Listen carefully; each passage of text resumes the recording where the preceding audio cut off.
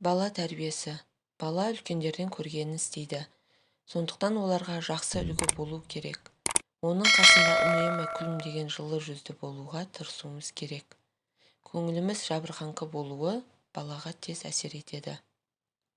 Балаға отбасы ішінде біреу ұрсып жатса, басқасы оны жақтамау керек. Оны өзге адамдардың алдында ұрыспау, жазғырмау керек. Кемшіліктерін мойындауды үйрету керек. Кемшіліктерін біліп, жөндеуге тырысуы өмірде жетістікке жетуіне себеп болады. Баланы өтірікшілікпен кінәламау керек. Бауырларының арасында бөлмеуіміз керек. Тәкаппарлықтың жаман қасиет екенін түсіндіріп, тәкаппар болуының алдын алуымыз керек.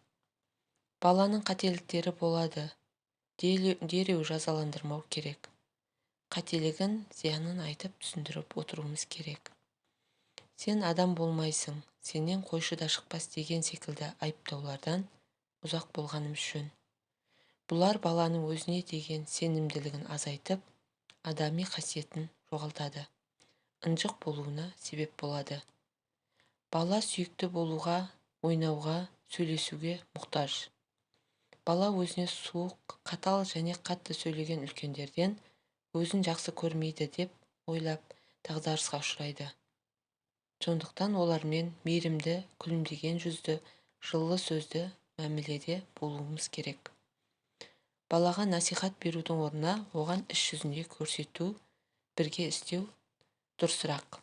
Мысалы, астың алдында қолдарын жуу керектігін 100 рет айтқаннан бір мәрте кәнекей қолдарымызды жуайық деп бірге істеудің әсері өте көп. Оған берілген істі орындамағанын қадағалау керек. Өзі бақылауда екенін білсін.